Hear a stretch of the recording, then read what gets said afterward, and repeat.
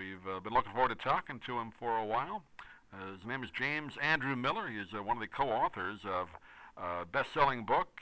Those guys have all the fun inside the world of ESPN. It was a hardcover bestseller, Don, on the New York Times bestseller list. Now it's coming out in paperback, I believe, this week. And I think we have him on the line right now. And James Andrew Miller, are you with us? Yes, thanks for having me. Good to talk to you, James. Thanks for being with us tonight. I'm glad we could have you on with us. Doug Miles and Don Henderson on the line with you. And first of all, I had to say congratulations on the success of the hardcover. I'm sure the paperback will do as well. I know you have some new information in that, but when you took on this project, did you expect it to be that big a success of a book? Well, you hope so. You hope so. It took 3 years to put together, so given that amount of time putting into it, you hope people want to read it on the other end.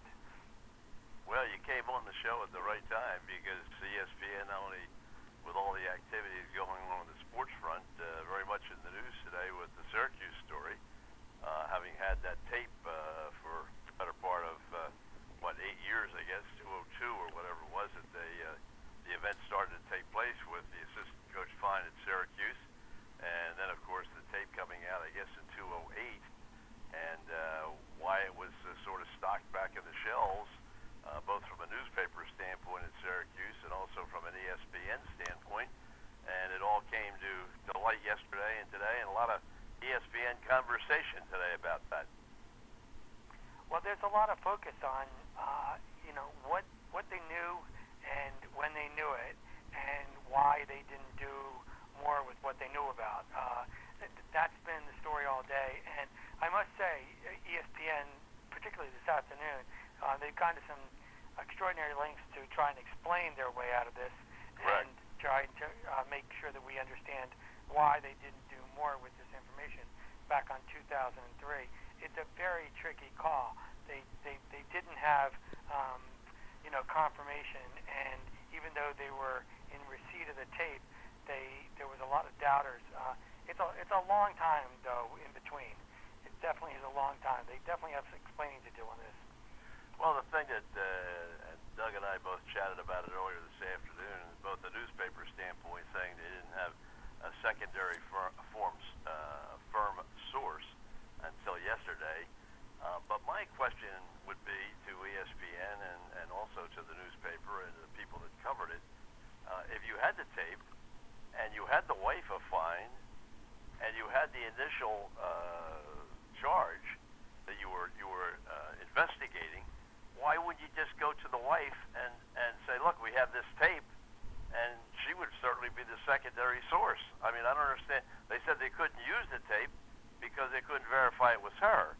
Now they've been able to verify that it's her. Well, why couldn't they go directly to his house and to his wife and get some verification, 5 or 6 years ago from her? Absolutely. I mean, the thing that I don't like is they said today that they tried on several occasions to contact Fine's lawyer and get a response for them, right, and they couldn't do that. Well, it wasn't in Fine's interest to respond, so that shouldn't be a dead end. That's another particular puzzle that's going on in a lot of people's mind today. So that part is really not adding up for a lot of people. Well, that really doesn't have anything to do with the book, because your book is a behind-the-scenes look at what has happened from the day ESPN was created until the beginning of your book, and then updated with the paperback part now, and obviously some real revelations about what was going on at ESPN behind the scenes. Well, it's funny because you think about this, that kind of stuff on a day like today. It's always an iceberg with ESPN, right? Because we know that there is certain stuff that's going on, but beneath the surface and behind the scenes, there's a lot more going on that we never know about. And so one of the things that the book tries to do is take people inside certain situations, even like the Rush Limbaugh situation when he was on Monday Night Football, and many others through the years, and show just how complex and what kind of like a war room mentality they have when these situations occur. Yeah, James, I was just kind of interested myself reading through the book, the beginnings of ESPN, just getting the guys together that would finance it. Really, a lot of backroom deals going on there, or just meetings of, and how tentative it was at the beginning, even when there was still it was known by the audience, but even at that point, a couple of years in, it was still kind of tenuous about its success. That must be kind of interesting for you, right, to research that. Well, absolutely, because we tend to think, I mean, look, the place makes over $8 billion in revenue a year. It's huge right now, right? They control more than 50% of all the live sporting events in the United States. So it's tempting to just, kind of think of them as this, always this powerhouse. And when you look back, you think, wait a second, there were many times in the first several years where this thing almost became unplugged. Right. And in fact, if it wasn't for Getty Oil, continuing to feed the monster, the little monster at the time, this thing would have never made it. So that was a particularly fun part of the project, to really do the reporting, the research on that, because those early days were it was anything but expected to survive. I was going to say, I think also go ahead, Don. Go ahead, Doug. No, I was going to say, I just want to mention you co-wrote the book with Tom Shales, the Washington Post television critic. So go ahead, Don. I think also the fact that all of a sudden this week, not only does your book come out in paperback, but also a little bit of behind the scenes of Howard Cosell and his drinking and all the things that never were really written too much about in the heyday of Howard Cosell. And so a lot of the things that are in your book sort of coincide with as ESPN grew, the strength of the people behind the scenes and the activities of those people really came to the forefront. Absolutely, and you mentioned Cosell. I mean, ABC Sports and ESPN were, for many, many years, part of the same bigger family under Cap City's ABC and under Disney. And for a while, ABC Sports, they thought that ESPN, this cable upstart, was just nothing, and they basically ignored them, didn't help them. And then eventually ESPN kind of got parity with ABC Sports. And then the final chapter between the two places was that basically ESPN just gobbled up ABC Sports. I don't know about you guys, but when I was growing up, ABC Sports was, Roone Arledge and the Olympics and the Wild World of Sports and Monday Night Football with Howard. It was just huge. And to think that, basically ESPN just, gobbled that thing up and spit it out. I mean, that's quite a story too, and we go into that in the book as well. There's still a lot of bitterness and resentment over that chapter.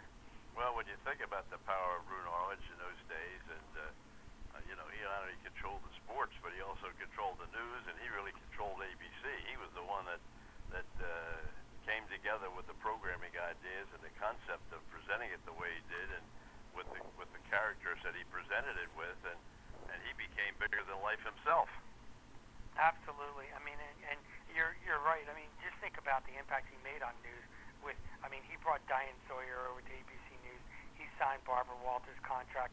He started the David Brinkley Show, which is, this week's show, which is still on the air now. I mean, he was absolutely, larger than life. But it says even more than about ESPN's ability to basically conquer and dominate that world that Roone created. I mean, right now there is no ABC Sports. It's all ESPN. Correct. You also talk in the book, James, in the title it even says that these guys have all the fun because women didn't really get into ESPN with the exception, I guess, Gail Gardner might have been the first woman there, but it had been a boys' club. I guess it still is to some extent, although there are quite a few women on the air now. But you tell some great stories about what went on there as well. That must have been kind of interesting. Well, yes. I mean, it was a very, very difficult proposition for women early on. If you did get in, you weren't going to be happy about it because there were really, it was such a man's world that they basically didn't have any kind of protection, for the women. I mean, gradually they got more, but the truth is that up until recently they've done, a pretty poor job of making sure that it was a happy place for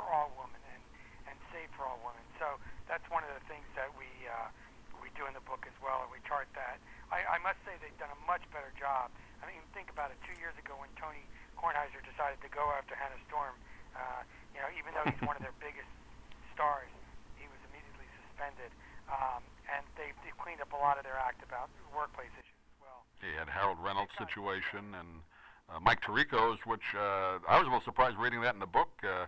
James, I didn't really hear much about that publicly. The Harold Reynolds story, that came out a little bit more. You heard the details, but there have been a few instances like that, haven't there? Among the rankers, I mean. Absolutely. In the case of Tirico, I mean, you got to give the guy credit, boy. He certainly managed to hang around for a second act, and now, I mean, think about it. Tonight's Monday night. He'll be on Monday Night Football, their biggest property. They spend $1.1 billion a year on that property, and he's their main guy. So he definitely had a comeback. Not only that, but he's a part of almost everything now. I mean, you go to golf, you go to whatever ESPN and the basketball as well. Collaborating on basketball. You're right. He's in everything. Absolutely. NBA. I mean, he's one of their most prolific and important announcers. So he definitely survived. What was the biggest surprise to you, writing all these ideas behind the scenes and things that happened, and as you said, from Harold Reynolds to the former GM of the New York Mets, who I guess was the last guy that got his feet wet the second time and had to be fired. What was the biggest surprise to you? I guess there's a lot of tension backstage, and you kind of think of everybody as one happy family, and the truth is that that's probably unrealistic, and we go into a lot of the battles. There's some very big egos, and it's quite a challenge to wrestle everybody to the ground every day. We hear about the problems sometimes, but there's a lot more that go on behind the scenes, and that was fun to report on those and look at just how what a challenge it is to try and get this company and all its egos up and running every day. Well, Patrick came up the ladder, and then he sort of cooled as he left ESPN, and now he's bigger than ever with Sunday Night Football, with NBC, with Versus, with the radio show. His radio talk show. I mean, Patrick sort of went up, down, and then up tremendously again. Yeah, Dan was fun.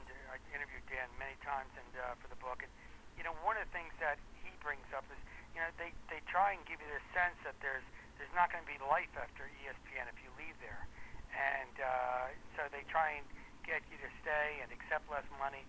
But Dan is, as you point out, a great case of there can be life for Benny after ESPN, and he's done a phenomenal job with his career afterwards. Yeah, Don, I have a friend, James, who worked down here locally in television, Kevin Nagandi, who has gone up to ESPN and done pretty well up there. He's been up there, I guess, 5 or 6 years now. So a connection from our area here in Tampa Bay, Sarasota to ESPN. I guess that's kind of a pipeline, I guess, for the sportscast, because everybody wants to do that now. There's no more local sports, really. ESPN is the place to go, right? Absolutely. Kevin's doing a very good job. I mean, he's one of the he's becoming one of the more visible sports center actors. Teaming with Hannah Storm in the morning oftentimes, and he's well liked. And he did the North Carolina, if I remember correctly, he did the aircraft carrier kickoff of the college basketball season with Michigan State, North Carolina, and of course Dick Vitale also lives in our area in Sarasota, and I think Dick's helped him along a little bit as well. But Kevin has done a terrific job for ESPN. You can't. It's hard to appreciate just how much competition there is for those slots. So, if you get one of those, you're definitely achieving something, because they have, for every opening there is, they have there's hundreds that want that spot.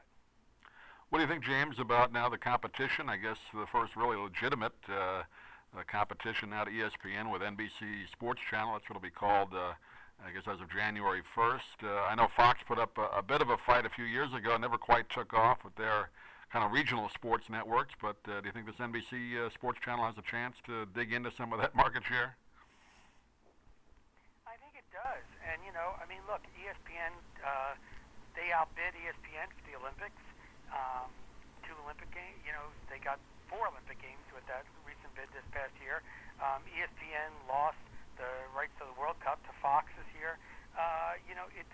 It's not that you can't compete with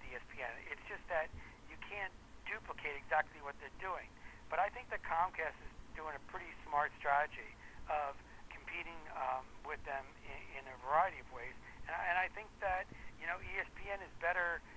They better continue to grow and become be as aggressive as possible because NBC and Fox both I think are not going away, and I also think that CBS, particularly with the Masters and with the NCAA men's basketball tournament, it's not like ESPN's the only game in town. And I think also they proved that with the Sunday Night Football package. NBC had been so strong against we don't need that. We don't need the National Football League. We're not going to bid on that contract. 3 contracts back, and all of a sudden they found that the biggest moneymaker they have is Sunday night now with NFL football. So, and how many events can you do? I mean, you can't do every single event. So, I think you're right. There's enough room for a lot of movement right now. We are a football crazed nation, aren't we? Oh. It is amazing because look, the NBA got its act together. Now we're going to start the NBA on Christmas Day. But the truth is, if they had started now, it doesn't matter because you look at the numbers for football and you look at the way this country reacts to football. It's absolutely incredible. It is. There's just nothing comes close to it. And so what you just said is right. Anytime it's been proven, anytime a network has decided, we don't need football, they always want to get back in. And when you try and get back in, then you have to pay even more money. So that's why NBC wound up paying $600 million for their Sunday night package because they had to outbid everybody to get back into the game. James, do you think it's possible ESPN can get too big? I mean, they have so many. Not only the main channel, but they have several other ones. The ESPNU, you have the Classic, you have the News, you have ESPN2. I mean, and even the criticism that the Sports Center now has become almost overproduced. A lot of people feel. I think I'm one of them. That it's more like what's coming up next and the joking about the sports rather than the straight-on reporting. Is that a factor of just the ESPN becoming kind of too big for itself? I think so, and I think one of the other things that happens with the Sports Center in particular is, it used to be like we were just talking about Dan Patrick. When Dan Patrick and Keith Olbermann were doing the Sports Center at 11 o'clock, you used to tune in because you wanted certain information and you wanted to not only know who won, but you want to see some plays. I look at my son now. He gets it on his phone. He gets it right away. He doesn't need to wait till 11 o'clock to watch ESPN Sports Center. He knows who won. He can download, anything he wants on his phone. So technology has also changed the landscape to the point where, ESPN can't, they can't assume that they're going to get all the eyeballs that they used to. And I think that's a big factor for them to consider. I would agree with that. I think one thing that I think they've done better than ever, at least in my opinion, because I enjoy it, the specialty features that they've done, the top 30. Or the 30 on 30, yeah. 30 on 30. I think they've done a tremendous job with that. They're wonderful. Yeah, those documentaries have been great. And I do think they've done a very good job of moving into the internet, digital world. So it's not like they're resting on their laurels, but I still think that there are formidable challenges for them. And I think they particularly given what we were just talking about with competition, they have to keep on pressing because otherwise there is nothing that they can take for granted in this marketplace. James, before we let you go, I did want to ask you a question, if I could. You wrote a previous book on Saturday Night Live, kind of a similar vein, behind the scenes. I guess any similarities between the two? I mean, they're both long franchises. Of course, SNL over 30 years, but anything you can kind of compare the two? Well, they both started in the 70s. They're both enormously popular, still. But they're also, both of them are kind of like, remember the old biosphere, that world that was domed in? Oh, right. Covered? Yeah. Right. Both of those places, when you go up to Bristol, the ESPN campus, or when you go to the 17th floor at 30 Rock for Saturday Night Live, they're self-contained worlds, and they're a very distinct culture. And it's a very kind of like us against the world mentality. And I think so. There were a lot of common, a lot of common threads, and so it was fun to draw parallels between the two.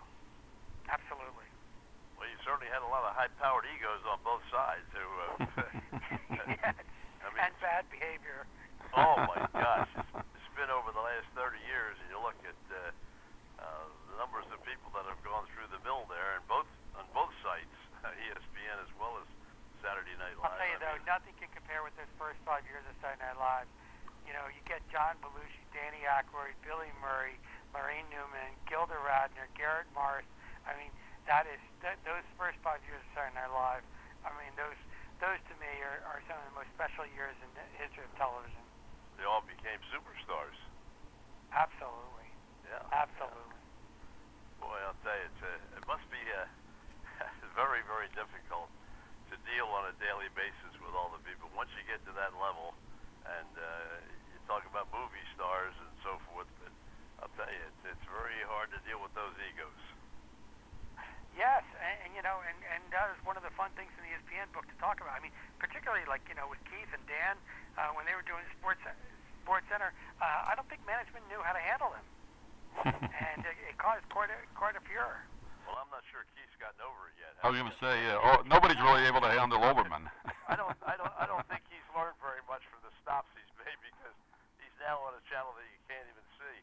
Right. Well, I do think that Keith was always Keith, and ESPN was not going to change him. He just left, and I think we saw that with Fox and MSNBC and whatever. He continues. There's nothing shy. There's no wallflower about Keith. Oh, absolutely not. He's got his idea of the way it should be done, and he was a marvelous talent. But boy, just to me, if you can't get along with people, how long are you going to last? Right. Well, he's he is a very independent spirit. Let's put it that way. And it was a lot of fun to talk to people about him. And the book, the book goes into a lot of different stories about what happened when Keith was at ESPN. How do you get along with Dan? Right. Well, they were, in many ways. I mean, they had a love-hate relationship, and it was difficult for Dan, and sometimes it was difficult for Keith. They've had their ups and downs through the years. I will say though that I saw Dan on Keith's show about 6 months ago. So, what do they say? Everything that goes around comes around. Yeah. I've never seen him since he made his last move. When he left he was doing that pregame show on NBC for the football. He was doing a lot of different events at that, but I haven't seen him since he finally left and went to the secure spot that he's in now. I don't even know what time they're on or where he is. Current TV, I believe he's on 8 o'clock. Current TV. At 8 o'clock, yeah. Yeah. Al Gore's network. That's right, Al Gore owns that network. Well, James, it's really been a fun and pleasure to talk to you. Enjoyed the book. It's called These Guys Have All the Fun Inside the World of ESPN, and it comes out in paperback this week, right, James? Absolutely. Thank you for having me. It was great. Yeah, appreciate it. Thank you so much. It was a lot of fun, and I know you had to have a great time researching it and then putting it all together and then updating it for the paperback. Congratulations. Hey, thank you so much. Take care. Thank you. Thanks, James. We'll talk to you soon.